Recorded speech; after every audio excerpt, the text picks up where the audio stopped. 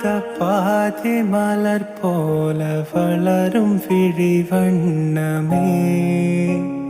வந்து விடிந்தும் விடியாத காலை பொழுதாக விளைந்த கலை எண்ணமே நதியில் விளையாடி கொடியில் தலை சீவி நடந்த இளம் தென்றலே வளர் பொதிகை மலை தோன்றி மதுரை நகர் கண்டு பொழிந்த தமிழ் மந்திரமே மலர்ந்து மலராத பாதி மலர் போல வளரும் விழி வண்ணமே